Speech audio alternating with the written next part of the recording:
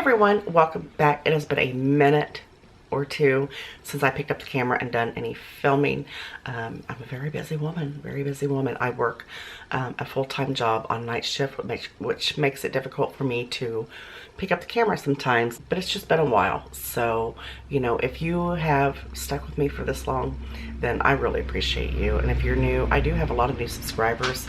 Not sure how, because I haven't really been putting any content out there, but I promise I'm really gonna try hard to get more content out to you guys. Anyway, today's a good day to film because I have several things that I'd like to cook. What I'm trying to do is get rid of some of the like random stuff and that I have, little bits and pieces of different things that I just kind of want to cook up and get rid of. I know for sure today I'm going to do some sauerkraut in the crock pot for my husband. I've got some kielbasa that I'm going to fry up. I'm probably going to put a few hot dogs in there as well because he likes hot dogs in there, but I've had this kielbasa in my freezer for a while. I need to use it up, so I have plenty of cans of sauerkraut. So I thought that would be a perfect time to use that. Let me tell you real quickly, this has become our new favorite sauerkraut. I used to love the Vlasic, but the silver fleece is pretty much our favorite anymore. If you've not tried this sauerkraut, you need to try it. It's really absolutely delicious. It doesn't have the aftertaste that Vlasic has. Vlasic was my best friend sauerkraut wise for many years, but I found a new friend. I found a new love. I want to do a recipe for you today. This is a new recipe to me. It is what is it? Garlic and basil tortellini. A little disclaimer, it is raining and it is humid as I don't know what out here, so my bangs are jacked up, I tell you. All right, I've already emptied the sauerkraut out into my crock pot. I'm gonna go ahead and get that started cooking before I get saute my kielbasa up. I am gonna put a few hot dogs in it as well. So I'm just gonna slice these.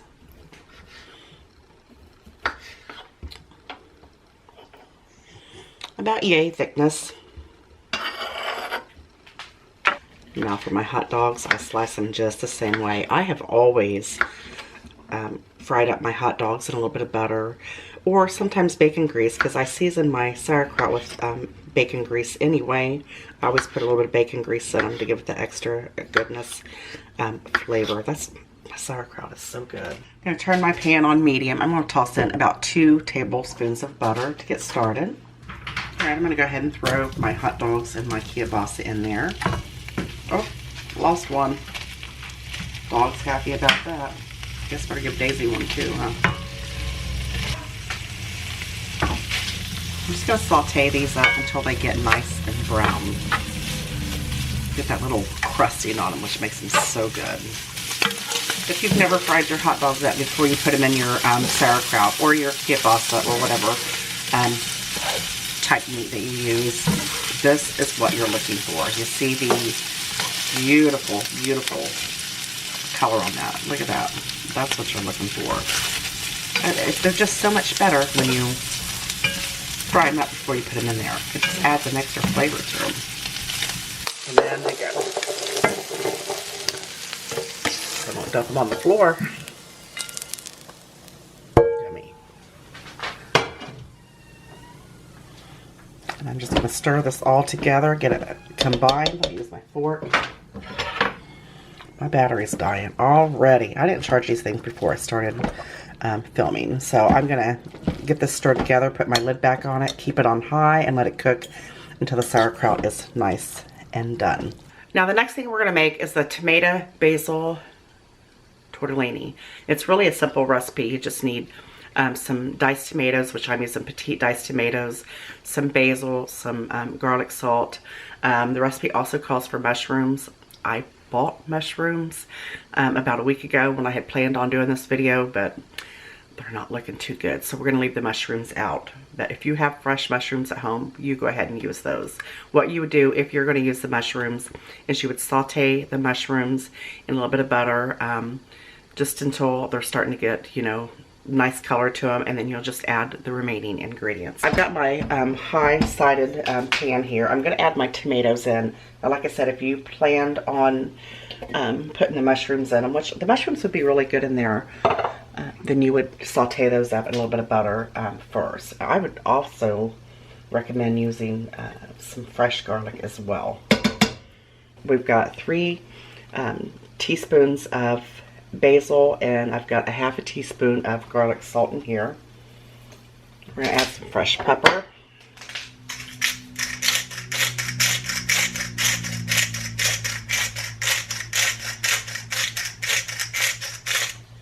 I'm not going to add any additional salt because the tomatoes have salt in them, and I used garlic salt instead of garlic powder. If you're like on a sodium restricted diet, you know, you could use the no salt tomatoes and garlic powder instead. You could replace it with those, and that way you can, you know, watch what you're putting in your body. So I'm going to bring these up to a boil. I'm going to turn them down and let them simmer until our tortellini is done. I'm going to add my tortellini.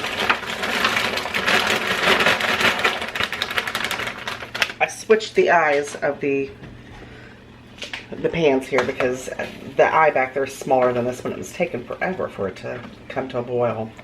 Now you're going to bring these back up to a boil, and you're going to boil them for just 5 minutes. Okay, add your tortellini.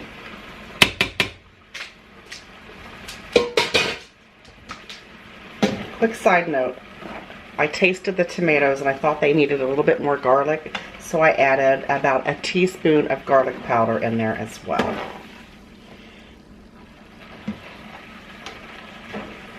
I'm going to go ahead and turn this off. Take it off the heat. And this is not a like saucy type recipe, if you know what I mean, like a wet saucy type recipe. Just the tomatoes, the seasonings, and the tortellini, and it smells so good. Add a little bit of Parmesan cheese. Just going to combine that.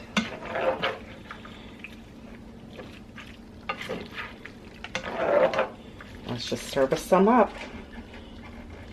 It would probably be a good idea to save a little bit of your pasta water to add to it, just to thin it down just a little bit. I think it looks absolutely delicious. Don't you?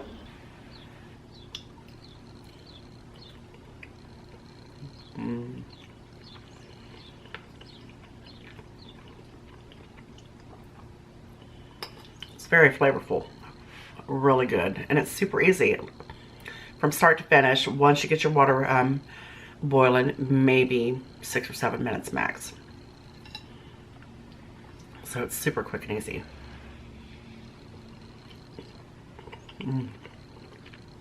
Well, it's really good. Let me give you a sneak peek at my sauerkraut. I hope you like both these recipes. The sauerkraut is amazing. I already know that. I love sauerkraut. I appreciate you spending time with me today. You know I love you guys very much. I'll see y'all in the next one. Bye-bye.